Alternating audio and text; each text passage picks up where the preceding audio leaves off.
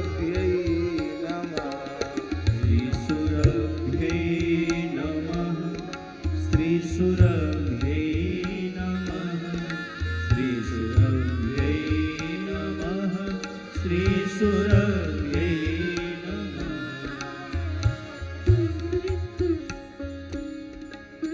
श्रीबहुलायै नमः। श्रीसमङ्गायै नमः। श्री अकुतोभयायै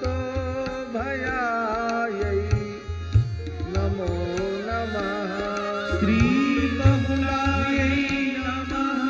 श्रीसमङ्गायै नमः। श्री अकुतोभयायै नमो नमः। श्रीक्षेमायै नमः। श्रीसख्यायै नमः। श्रीभूयसी देव्यै नमो। पूज्या गौ माता की जय। अखिल गोवंश की जय। जिन पवित्र नामों का हमने आज संकीर्तन के रूप में उच्चारण किया है, महाभारत के अनुशासन पर्व में इन नामों के संकीर्तन के, इनके उच्चारण की बहुत बड़ी महिमा का वर्णन किया गया है। अनुशासन पर्व के 125 में 126वें अध्याय में धर्म विषयक एक गोष्ठी का वर्णन है, जिसे हम महाभारत का धर्म संसद कह सकते हैं। उसमें सभी महानुभावों ने धर्म विषयक अपने अपने विचार प्रस्तुत किए हैं। उन विचारों में गोमाताओं ने भी अपने विचार प्रस्तुत किए। उस सभा में गायें भी हैं। गायों से पूछा गया कि आपके विचार से धर्म का रहस्य क्या है। तो महाभारत के श्लोक हैं, गाव ऊचू, गायों ने कहा, बहुले समंगे यकुतो भये च क्षेमे च सख्ये वही भूयसी च यथा पुरा ब्रह्मपुरे सवत्सा शतक्रतोर्वज्रधरस्य यज्ञे भूयस्य या विष्णुपदे स्थिताया विभावसोश्चापि पथे स्थिताया देवाश्च सर्वैः सह नारदेन प्रकुर्वते सर्वसहेति नाम। मंत्रेणैते नाभिवंदेति यो वै विमुच्यते पापकृतेन कर्मणा लोकानवाप्नोति पुरंदरस्य गवाम फलम चंद्रमसोदितंच। एतम ही मंत्रम, ध्यान दें, एतम ही मंत्रम त्रिदिशाभिजुष्टम पठेत्तु यह परवसु गोष्ठ मध्ये न तस्य पापम न भयम न शोकम सहस्र नेत्रस्य च याति लोकम। गोमाताएं कह रही हैं,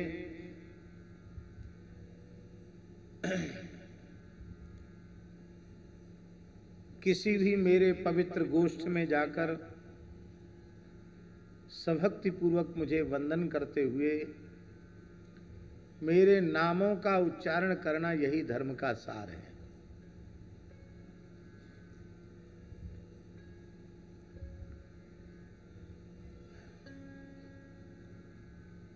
इंद्र के यज्ञ में जहां ब्रह्मादि देवता स्थित थे, वहां सप्तलोक में प्रतिष्ठित गायों का नामकरण किया गया। ब्रह्मलोक में जो गाय है उनका नाम है बहुला,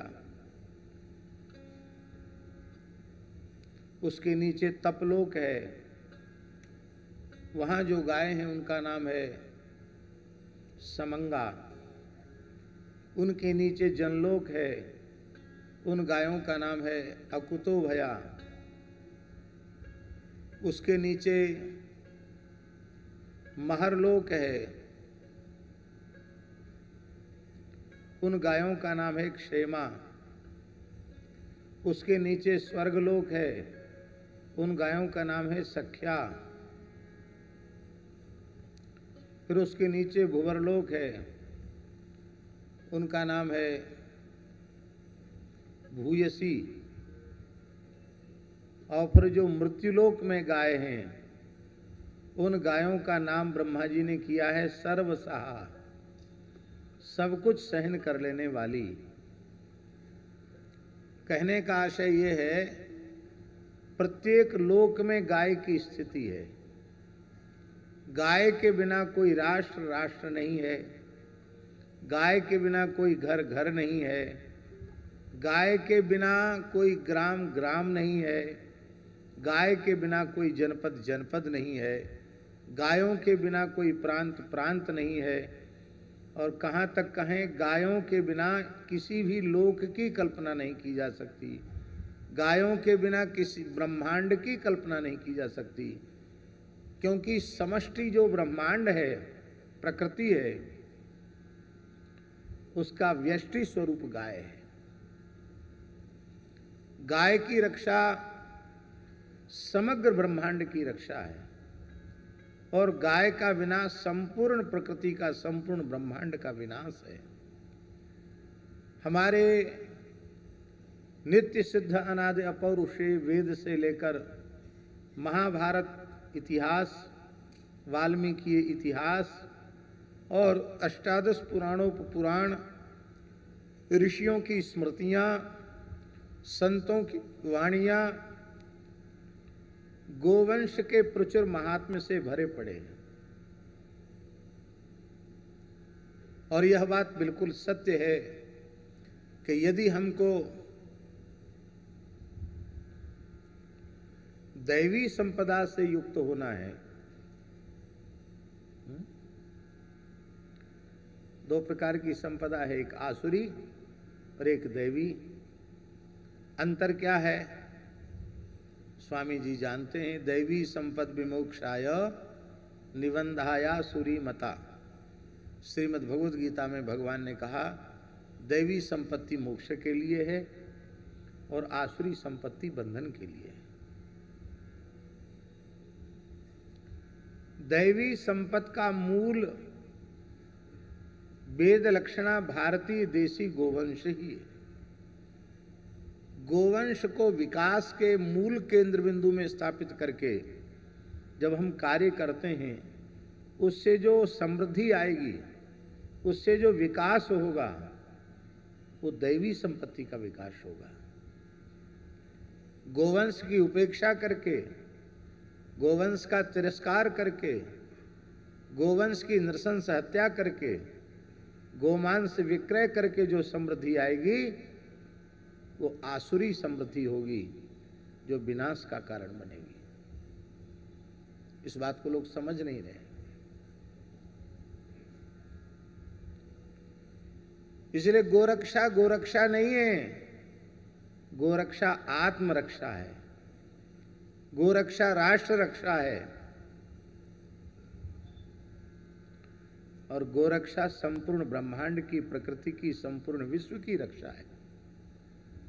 इसलिए गोवंश की उपादेयता को समझ करके सभी लोगों को गोभक्ति परायण होना चाहिए। गाय केवल हमारे खेत खलिहान से बाहर नहीं गई, हमारे घर के गोष्ठ से, खूंटे से बाहर गाय नहीं गई। मान सिंघा जी, सबसे पीड़ा की बात यह है, गाय हमारे हृदय से चली गई, गाय हमारे विजयी। मान सिंघा जी, सबसे पीड़ा की बात यह है, गाय हमारे हृदय से चली गई, गाय हमारे विचारों से चली गई। ये बहुत दुख की बात है। हमारे विचारों में गाय कैसे आएगी? उसका पहला साधन है कि भारत सरकार गो आधारित शिक्षा प्रणाली तैयार करे और प्राथमिक पाठशाला से लेकर के स्नातक होने तक की जो शिक्षा है, वहां तक छात्र अथवा छात्रा की योग्यता के अनुसार गो विषयक विषय हो और उसकी गो विषयक शिक्षा हो। और इस प्रकार का प्रयत्न लोग देश में कर भी रहे हैं। लेकिन कल हमने आपसे एक बात कही थी कि जब तक गोरक्षा, गोरक्षण और गो संवर्धन जब तक राजधर्म नहीं बनेगा, तब तक उसका जो स्वरूप परिणाम के रूप में हमारे सामने उपस्थित होना चाहिए, वो उपस्थित नहीं हो पाएगा। इसलिए अब प्रायः सभी प्रांतों में और केंद्र में अनुकूल विचारधारा की सरकार है, ऐसा हम सभी लोग स्वीकार करते हैं। जो काम देश में 60-70 साल में नहीं हुए, वह काम देश में 10-11 वर्ष में हो गए। इससे इतना तो पक्का है कि बहुत अच्छे लोग शासन में भगवत कृपा से आए हुए। लेकिन सारे काम अच्छे से अच्छे करें, किंतु यदि जो इस भारतीय सनातन संस्कृति का प्राण है, चेतना है, उसके संरक्षण संवर्धन का काम अर्थात गोवंश संरक्षण संवर्धन का काम नहीं किया गया, तो वे सारे विकास के कार्य, सारे उन्नति के कार्य अभी परिपूर्णता को प्राप्त नहीं हुए, वे अधूरे हैं, ऐसा मानना पड़ेगा। ये केवल हमारी भावना नहीं है। जब से विदेशी आक्रांता भारत की पुण्य धरा धर्म धरा पर आए और उन्होंने यहाँ के गोवंश का तिरस्कार आरंभ किया, तब से लेकर पृथ्वीराज चौहान के समय से लेकर और स्वतंत्र भारत के इतिहास तक और स्वतंत्र भारत में 1966 तक और 1966 से लेकर अब तक सभी राष्ट्रीय विचारधारा को हृदय से आदर देने वाले लोग, भारतीयता, राष्ट्रीयता, सनातन संस्कृति का समादर करने वाले लोग, वे सभी यही चाहते हैं कि भारतवर्ष की धरती गोवध के कलंक से विमुक्त हो। ये सबकी इच्छा है। इसलिए सच्चे अर्थों में हम अपने पूर्वजों के प्रति, चाहे पृथ्वीराज चौहान हो, चाहे हिंदू हृदय सम्राट श्री महाराणा प्रताप जी हों, अथवा छत्रपति श्री शिवाजी महाराज हों, अथवा उनके पुत्र जिन्होंने अपसंस्कृति को असह्य कष्ट सहकर भी स्वीकार नहीं किया,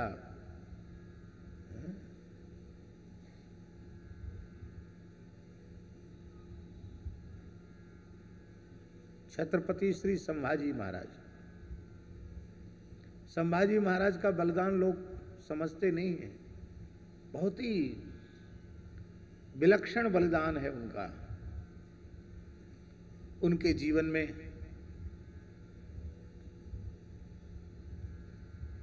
तनिक सी केवल एक भूल यह हुई कि वे भोले थे। वे सोचते थे शायद बातचीत करने से समाधान हो जाएगा, और जो लोग छल ही जिनके स्वभाव में है, आज की भाषा में कहें तो गद्दारी ही जिनका संस्कार है, उन लोगों पर तनिक विश्वास उन्होंने किया। बाद में वे सावधान हुए, नहीं तो अद्भुत उनका जीवन चरित्र है। महाराजा छत्रसाल, जिन्होंने बुंदेलखंड की सीमा का इत बरहद उत सोनहद इत चंबल इत तौस छत्रसाल से लड़न की रही न काहू होश। ऐसे छत्रसाल ने जिन्होंने राजस्थान की सीमा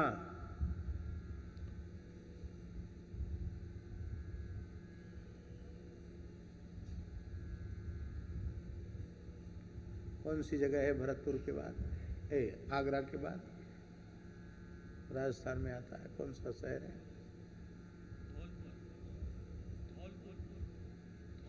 धौलपुर। लगभग धौलपुर से लेकर के महाराष्ट्र की सीमा तक बुंदेलखंड का विस्तार किया। जीवन के अंतिम श्वास तक लड़ते रहे। लगभग 92-94 युद्ध जिन्होंने मुगलों के विरुद्ध लड़े। महान गोभक्त, महान राष्ट्रभक्त महाराजा छत्रसाल हों अथवा अंग्रेजी शासन काल में महारानी लक्ष्मीबाई हों, अन्य क्रांतिकारी हों, सबके मूल में गोरक्षा की भावना रही ही है। इसलिए उसका समादर होना चाहिए उन पूर्वजों की भावनाओं का। और भारतवर्ष की धरती गोवध के कलंक से विमुक्त होनी ही चाहिए।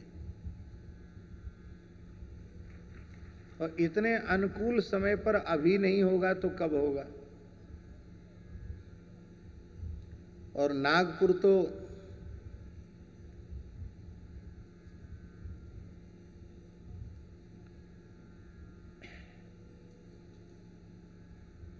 पौराणिक प्रसिद्ध तीर्थ भले ही न हो, वैसे तो जरूर कोई पौराणिक तीर्थ भी होगा, क्योंकि देश का कोई ऐसा गांव, शहर, प्रांत नहीं जहां कोई न कोई पौराणिक तीर्थ न हो। इतने तीर्थ हमारे यहाँ हैं, किंतु